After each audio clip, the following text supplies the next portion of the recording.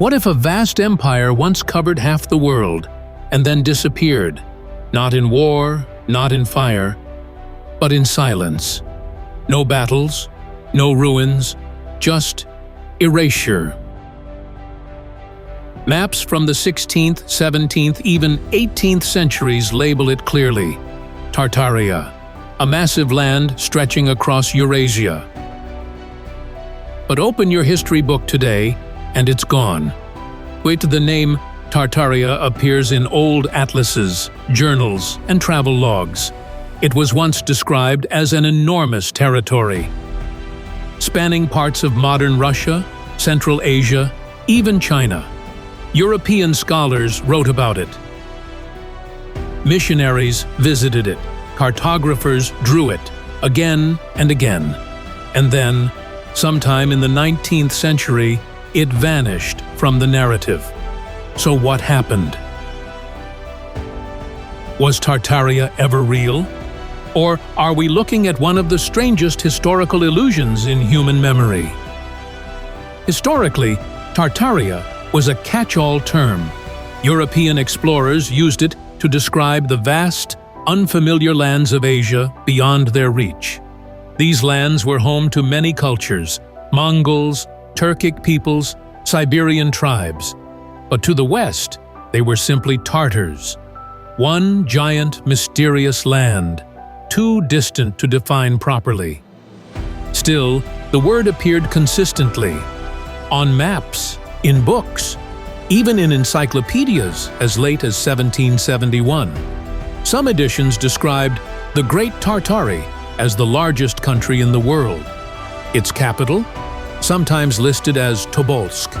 Its people, often called noble, fierce, or free. But then, the 1800s changed everything. The Russian Empire expanded east. Borders solidified. New names were drawn, and Tartaria quietly faded away. No war, no revolution, no collapse. Just silence. And that's where the mystery begins.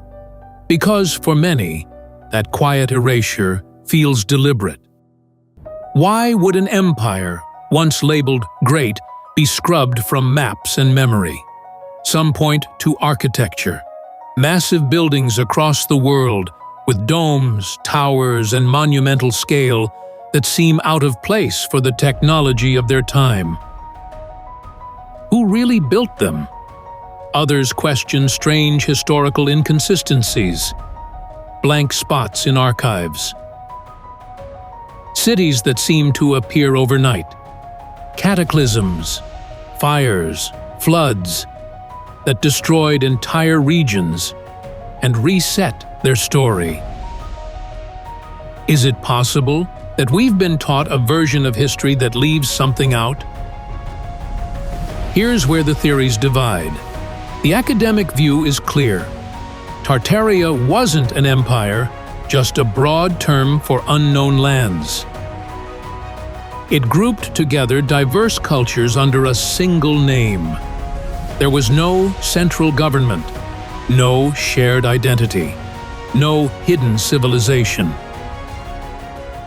But the alternative view is far more provocative. It suggests that Tartaria was real, a vast, unified civilization. Some even claim it was technologically advanced, its cities connected by giant structures, its knowledge lost in fire or buried beneath mud. Yes, mud. One of the most talked about theories tied to Tartaria is the mudflood. It claims that in the 1800s, a worldwide cataclysm buried cities in layers of earth. Supporters point to buildings with windows and doors now underground. They ask, why do so many 19th century buildings have entire lower floors beneath street level? Was this just urban evolution? Or are we seeing the remains of something wiped clean? And if so, why erase it?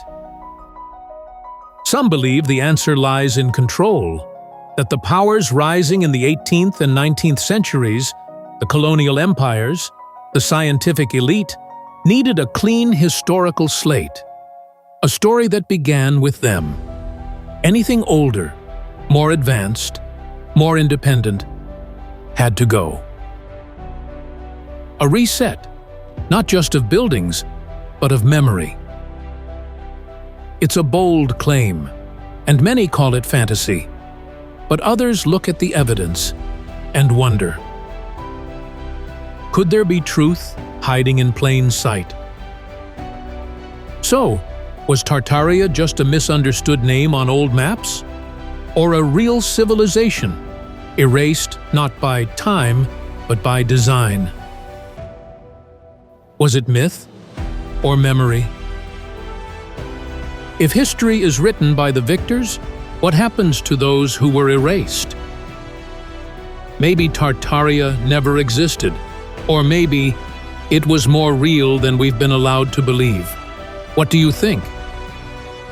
Is this just a beautiful legend built on cartographic confusion?